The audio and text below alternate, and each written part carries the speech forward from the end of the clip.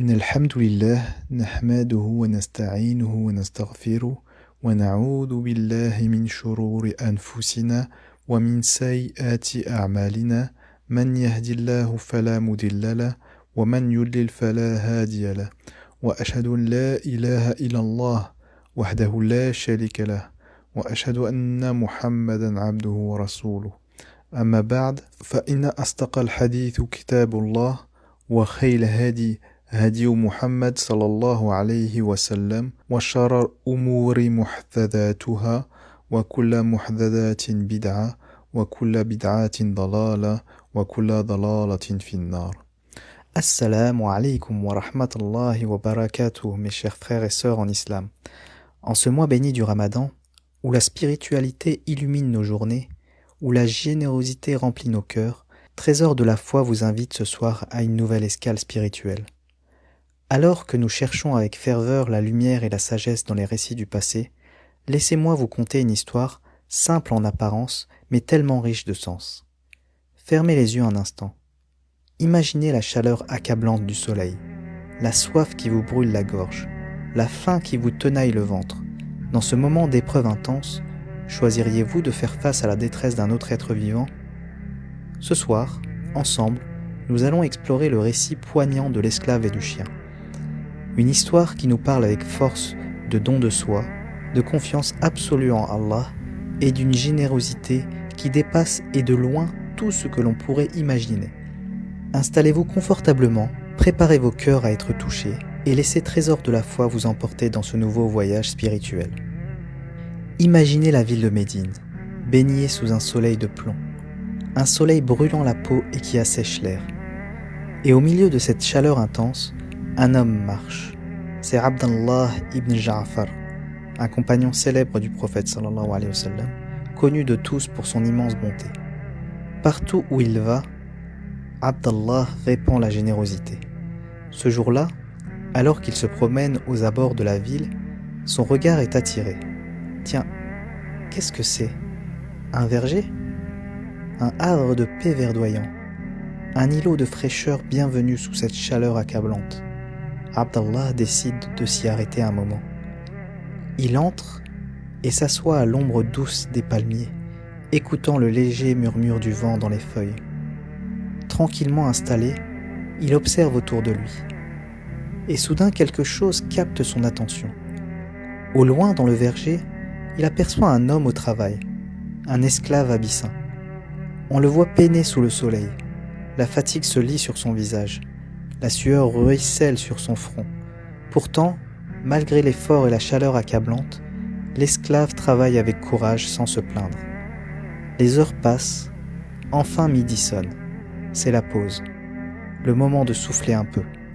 Un serviteur apporte à l'esclave son repas. Un repas simple, très simple. 3 petits pains. 3 pains de rien du tout, mais qui sûrement lui apporteront un peu de réconfort après cette matinée de labeur. L'esclave s'assoit à l'ombre d'un arbre, prêt à manger. Il ouvre sa besace et sort ses 3 pains. Mais, à cet instant, un bruit léger attire son attention. Un souffle, un halètement. L'esclave lève les yeux. Et là, devant lui, apparaît un chien. Un chien errant, égaré, maigre à faire de la peine. On voit ses côtes saillantes. Il est visiblement épuisé, affamé, à bout de force. Le pauvre animal s'approche de l'esclave, doucement, hésitant, les yeux tristes et la queue basse. Il semble implorer de l'aide en silence. Que va faire l'esclave ? Abdallah ibn Ja'far, caché derrière les arbres, observe, retenant son souffle. Va-t-il chasser ce chien importun ? Va-t-il l'ignorer et enfin manger son repas bien mérité après tant d'efforts ? Eh bien non, l'esclave fait quelque chose d'extraordinaire. Un geste de bonté pure. Un acte de générosité incroyable. Il ouvre grand sa besace, prend un de ses 3 pains et le tend au chien. L'animal affamé n'hésite pas une seconde. Il se jette sur le pain, le dévore goulûment en un instant, comme s'il n'avait pas mangé depuis des jours. Mais l'histoire ne s'arrête pas là. Le chien revient vers l'esclave. La faim le tenaille encore. Il a toujours ce regard implorant, ses yeux tristes qui semblent dire « S'il te plaît, encore un peu, j'ai tellement faim. » Et là, sous les yeux ébahis de Abdallah ibn Ja'far, l'esclave fait quelque chose d'encore plus surprenant. Sans une once d'hésitation, sans une plainte, il prend un deuxième pain de sa besace et le donne, lui aussi, au chien affamé. Le chien se régale encore, avec la même avidité, puis revient une troisième fois, toujours aussi misérable. Abdallah ibn Ja'far, témoin caché de cette scène incroyable, est stupéfait. Bouleversé, il voit l'esclave prendre avec un geste lent et plein de douceur son dernier pain, son ultime morceau de nourriture pour la journée, et le donner lui aussi à ce chien errant. En quelques minutes à peine, sous un soleil de plomb, un esclave affamé a offert de son propre chef la totalité de son maigre repas à un animal inconnu. Quand le chien, enfin rassasié, le ventre plein, s'éloigne en remuant joyeusement sa queue, comme pour remercier son bienfaiteur, Abdallah ibn Ja'far ne peut plus contenir son émotion. Son cœur déborde d'admiration. Il doit comprendre, il doit savoir. Alors, il sort de sa cachette, s'approche de l'esclave avec respect, le salue chaleureusement et lui dit, la voix pleine d'émotion, « Dis-moi, Akhi, j'ai été témoin de ta bonté envers ce chien. J'ai vu ce que tu as fait. C'est profondément impressionnant. Mais dis-moi, ces 3 pains, c'était bien tout ton repas pour aujourd'hui, n'est-ce pas ?» L'esclave, avec une simplicité désarmante, un sourire humble, répond « Oui, Sidi, c'était tout mon repas, c'est vrai. » Abdallah ibn Ja'far, incrédule face à tant d'abnégation, insiste. Mais pourquoi as-tu donné tout ton repas à ce chien? Tu avais faim toi aussi. Tu as travaillé dur toute la matinée. Pourquoi ne pas en avoir gardé au moins un peu, ne serait-ce qu'un seul pain pour calmer ta propre faim? Et là, chers frères et sœurs, la réponse de l'esclave, cette réponse simple, spontanée, éclaire l'esprit de Abdallah ibn Ja'far comme un soleil levant. Cette réponse est une leçon de vie, une véritable lumière qui jaillit du cœur. L'esclave explique avec douceur. « Sidi, en voyant ce chien, j'ai tout de suite compris. Il était perdu, étranger à ce verger. On sentait sa détresse, sa faim qui le rongeait. Je me suis dit, dans mon cœur, que cette pauvre bête avait bien plus besoin de ce maigre repas que moi. À cet instant précis, moi, je suis jeune et fort, je peux supporter la faim encore un peu. Lui, il semblait si faible, si démuni. » Abdallah ibn Ja'far est touché en plein cœur. Il comprend, il ressent la profondeur immense de ce geste de bonté. Il insiste avec une pointe d'inquiétude dans la voix. « Mais alors, dis-moi maintenant, qu'est-ce que tu vas manger toi aujourd'hui? Tu n'as absolument plus rien. Comment vas-tu faire ?» Et l'esclave, avec une foi inébranlable, un regard paisible, répond. « Sidi, ne vous inquiétez pas pour moi. Je patienterai. Allah est avec moi. C'est lui le Très-Haut qui me nourrit chaque jour. Je place toute ma confiance en lui. Il ne m'abandonnera pas. » Abdallah ibn Ja'far est profondément bouleversé par cette réponse empreinte d'une foi si pure. Il réalise en cet instant la grandeur d'âme de cet humble esclave, sa piété sincère, sa générosité désintéressée qui jaillit du cœur et sa confiance absolue en Allah. Il prend congé de l'esclave, le remerciant chaleureusement, emportant avec lui précieusement une leçon de vie inestimable. Sur le chemin du retour, Abdallah ibn Ja'far médite pensif. Il se dit « Moi, Abdallah, moi que l'on appelle le généreux, moi que l'on complimente sans cesse pour ma bonté, mais cet esclave, cet homme simple, avec ses 3 pains, il est infiniment plus généreux que moi. Il vient de me montrer, par son exemple, ce que signifie vraiment la confiance en Allah, la vraie bonté envers les créatures, celle qui se manifeste par ses actes concrets, même lorsque l'on est soi-même dans le besoin. » Alors, Abdallah, animé d'une nouvelle détermination, retourne en ville. Il se rend au marché, choisit avec soin de magnifiques vêtements, des provisions abondantes, des parfums délicats, des cadeaux précieux dignes d'un roi. Puis il revient en hâte au verger, cherche l'esclave et le retrouve, toujours à son labeur, sous le soleil. Il s'approche de lui avec un large sourire, le visage illuminé et lui dit, la voix emplie de joie: « Aujourd'hui, mon frère, tu m'as donné une leçon extraordinaire, une leçon que je n'oublierai jamais. Allah le très sage t'a mis sur mon chemin pour m'enseigner le véritable sens de la générosité, de la confiance en lui.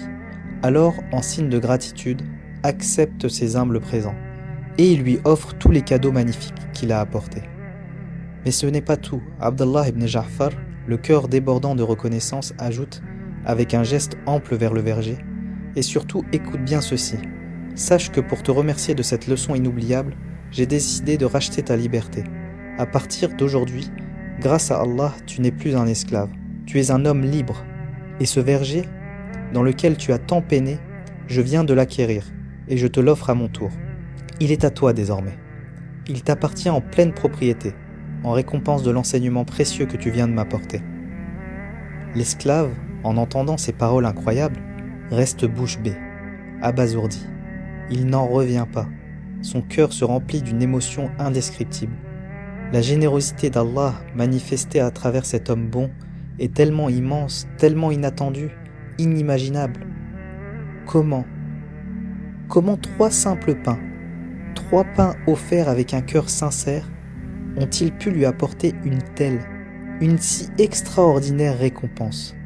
La liberté, un verger entier, des cadeaux magnifiques. Il comprend alors, avec une clarté fulgurante, la leçon la plus importante de sa vie. La générosité d'Allah est infinie, immense, bien au-delà de tout ce que l'esprit humain peut concevoir. Submergé par l'émotion, l'esclave se prosterne humblement, le front contre le sol, les larmes aux yeux. Il remercie Allah de tout son cœur pour sa grâce infinie, pour sa miséricorde immense. Puis il se relève, le visage rayonnant, et remercie Abdallah ibn Ja'far avec une gratitude profonde, une reconnaissance éternelle. Et ainsi, dans ce verger baigné de soleil, ces 2 hommes, si différents en apparence, l'un riche et généreux selon le monde, l'autre pauvre et esclave, mais riche de cœur et de foi, ont appris ensemble, chacun à sa manière, la plus belle des leçons. La générosité désintéressée envers les créatures, même lorsque l'on a peu, attire immanquablement par la grâce d'Allah la générosité infinie du Créateur. Une générosité qui dépasse toutes les espérances, toutes les limites et qui peut changer un destin pour l'éternité. Chers auditeurs, l'histoire de cet esclave et de ce chien résonne en nous avec une force particulière, surtout en ce mois béni de Ramadan. Elle nous dévoile un secret simple mais profond. La générosité n'est pas une question de moyens, mais une question de cœur. Cet esclave, malgré son dénuement, a choisi de partager son unique repas, guidé par la compassion et la confiance en Allah. Et c'est précisément là, mes chers frères et sœurs, que réside la beauté de l'islam, dans cette capacité à se décentrer de soi, à penser à l'autre même lorsque nos propres besoins semblent pressants. Le Ramadan est le mois de l'introspection, du jeûne, de la prière, mais c'est aussi et surtout le mois de la générosité. Alors, quel appel à l'action pouvons-nous tirer de ce récit, en ce mois béni et au-delà? Je vous invite, ainsi qu'à moi-même, à vous inspirer de l'exemple de cet esclave. Regardez autour de vous. Identifiez une personne dans le besoin, une cause qui vous touche. N'attendez pas d'avoir beaucoup pour donner. Donnez un peu, donnez de votre temps, de votre sourire, de votre aide, de vos biens. Donnez avec sincérité et désintéressement. Car comme le disait si justement l'imam Ali, radiallahu anhu, ne soyez pas de ceux qui attendent le Ramadan pour être généreux. Soyez généreux tout le temps. Cette pensée puissante nous rappelle que la générosité n'est pas un acte saisonnier, mais une qualité qui doit habiter le cœur du croyant en permanence. Le Ramadan est certes une période privilégiée pour intensifier nos actes de bienfaisance, mais l'esprit de générosité doit nous accompagner tout au long de l'année. Et pour renforcer encore davantage ce message, méditons sur ce hadith prophétique sublime.